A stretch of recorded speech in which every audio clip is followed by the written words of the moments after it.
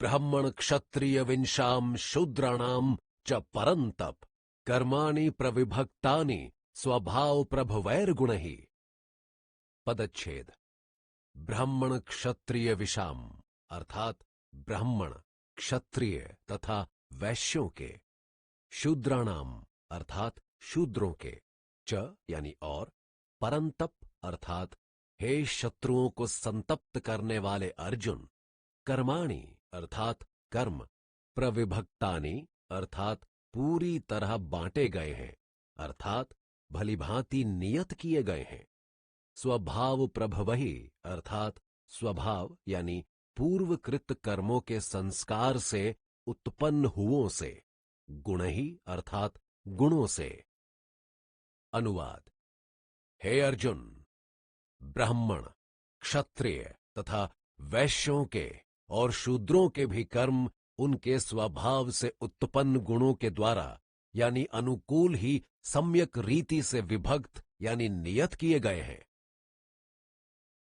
शमो दमस्तपः शौचम क्षांति राजर्वमेव च ज्ञानम विज्ञानमास्तिक्यम ब्रह्म कर्म स्वभावजम।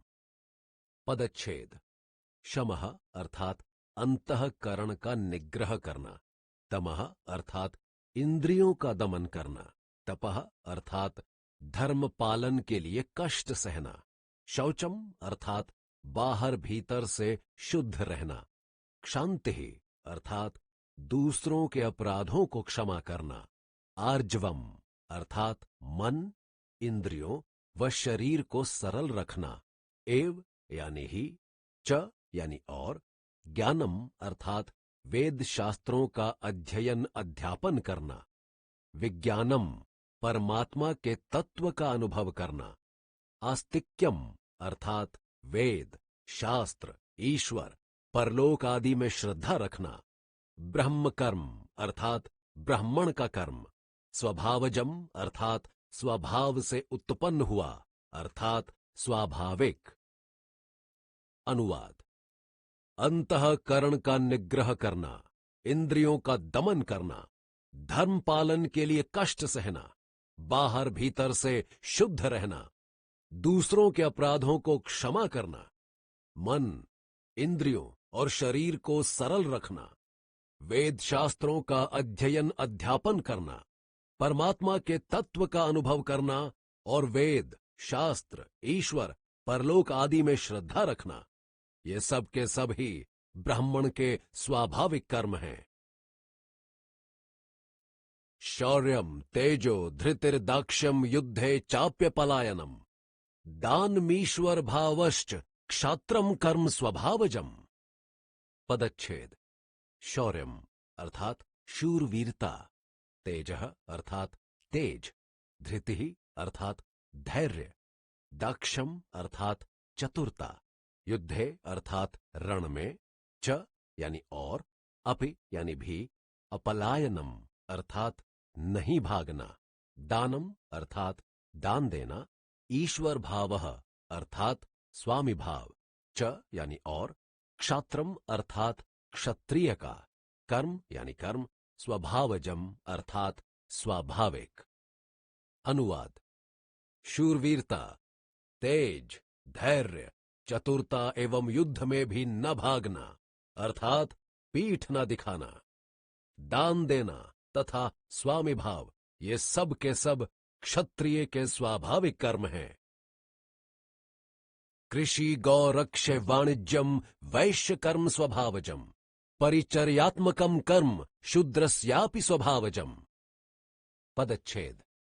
कृषि गौ रक्ष वाणिज्यम अर्थात खेती क्यारी, गौ प्रभृति पशुओं का पालन तथा क्रय विक्रय रूप सत्य व्यवहार, वैश्य कर्म अर्थात वैश्य का कर्म, स्वभावजम अर्थात स्वाभाविक, परिचर्यात्मकम अर्थात सेवा शुश्रूषा करना, कर्म यानी कर्म, शूद्रस्य अर्थात शूद्र का, अपि यानी भी, स्वभावजम अर्थात स्वाभाविक।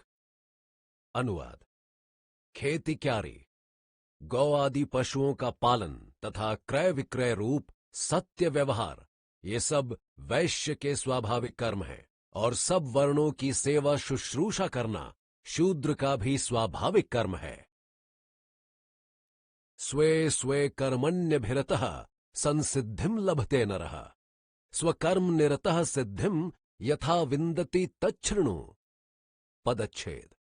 स्वे अपने में, कर्मणि अर्थात कर्म में, अभिरतः अर्थात लगा हुआ, संसिद्धिम अर्थात परम सिद्धि को, लभते अर्थात प्राप्त हो जाता है, नरः अर्थात मनुष्य, स्वकर्म निरतः अर्थात अपने कर्म में लगा हुआ, सिद्धिम अर्थात परम सिद्धि को, यथा यानी जिस प्रकार, विन्दति अर्थात प्राप्त होता है, तत् यानी उसको, शृणु अर्थात सुनो। अनुवाद। अपने अपने स्वाभाविक कर्मों में तत्परता से लगा हुआ मनुष्य भगवत प्राप्ति रूप परम सिद्धि को प्राप्त हो जाता है। अपने स्वाभाविक कर्मों में लगा हुआ मनुष्य जिस प्रकार से कर्म करके परम सिद्धि को प्राप्त होता है, उस विधि को अब तू मुझसे सुन।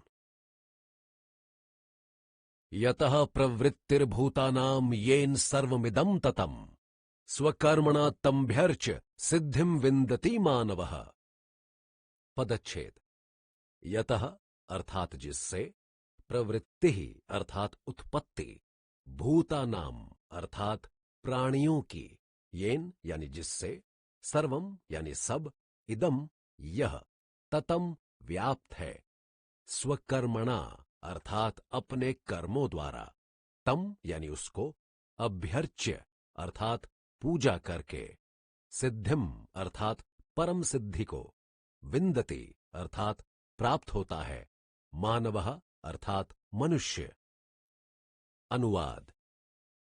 जिस परमात्मा से संपूर्ण प्राणियों की उत्पत्ति हुई है और जिससे यह समस्त जगत व्याप्त है, उस परमात्मा की अपने स्वाभाविक कर्मों द्वारा पूजा करके, अर्थात सब कर्मों को केवल कर्तव्य समझकर निष्काम भाव से करते हुए उन्हें परमात्मा के चरणों में पूर्णतया समर्पित करके मनुष्य परमात्मा रूप परम सिद्धि को प्राप्त हो जाता है।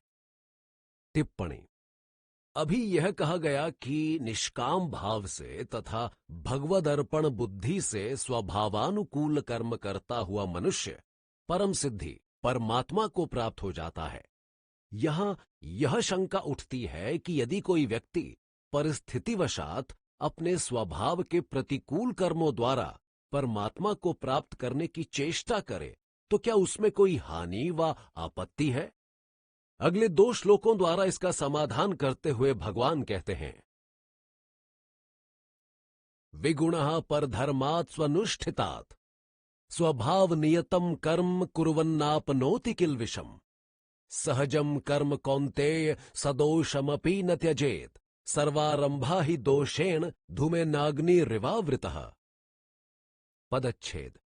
श्रेयान अर्थात श्रेष्ठतर, अधिक कल्याणकारी, स्वधर्मः अर्थात अपने स्वभाव के अनुकूल कर्म, विगुणः अर्थात गुण रहित, दोषयुक्त, परधर्मात् अर्थात परकीय स्वभाव प्रेरित कर्म से, स्वनुष्ठितात् अर्थात अच्छे प्रकार आचरण किए हुए से, स्वभाव नियतम अर्थात प्रकृति से निर्धारित या निर्दिष्ट को, कर्म यानी कर्म को, कुर्वन अर्थात करता हुआ, न यानी नहीं, आपनोति अर्थात प्राप्त होता है, किल्विषम अर्थात पाप को, सहजम अर्थात स्वाभाविक को, कर्म यानी कर्म को, कौन्तेय अर्थात हे कुंती पुत्र अर्जुन, सदोषम अर्थात अवगुण युक्त त्रुटिपूर्ण को, अपि यानी भी, न यानी नहीं,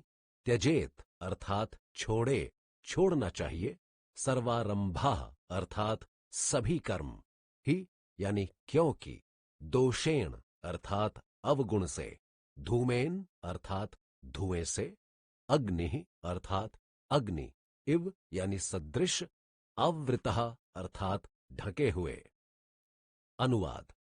अच्छे प्रकार से भी किए हुए परकीय स्वभाव प्रेरित कर्म से तो दोषयुक्त व त्रुटिपूर्ण भी अपने स्वभाव से प्रचोदित कर्म अधिक श्रेयस्कर है, क्योंकि अपनी प्रकृति के अनुरूप कर्म करता हुआ मनुष्य पाप को नहीं प्राप्त होता, अर्थात पाप का भागी नहीं बनता। इसलिए हे अर्जुन, दोषपूर्ण होते हुए भी अपने स्वाभाविक यानी स्वभावानुकूल कर्म को नहीं छोड़ना चाहिए, यानी उसे ही करना चाहिए, क्योंकि धुएं से अग्नि के सदृश सभी कर्म किसी न किसी दोष से ढके हुए होते हैं। टिप्पणी। इस प्रकार इन श्लोकों के माध्यम से यह स्पष्ट किया गया कि स्वभावानुकूल कर्म ही मनुष्य के लिए अधिक हितकर है, न कि स्वभाव प्रतिकूल। ऐसे कर्म स्वतः प्रेरित होने के कारण अपेक्षतया सहज, सुकर एवं साफल्यप्रद तो होते ही हैं, साथ ही निज प्रकृति जन्य गुणों द्वारा प्रचोदित होने से संस्कार क्षय तथा नव संस्कार रूप पाप का निवारण भी करते हैं। सो गीताकार ने अपने पूर्व प्रतिपादित मत का एक बार फिर यहां निरूपण किया है कि कार्य के आधार पर मानवता को 4 अंगों में विभाजित करने वाली प्रणाली वर्ण व्यवस्था मनुष्यों के गुणजन्य कर्म पर आश्रित है, न कि उनके जन्म या वंश पर। किसी व्यक्ति के लिए जीवन में विशिष्ट कार्यकलाप की वांछनीयता का निर्णायक तत्व उसका अपना धर्म स्वभाव है, उसकी अपनी प्रकृति, न कि उसका कुल अथवा वंश। संन्यास के फल तथा उपासना सहित सांख्य योग के साधन प्रकार को बतलाने के लिए भगवान अब फिर सांख्य योग का प्रकरण आरंभ करते हैं।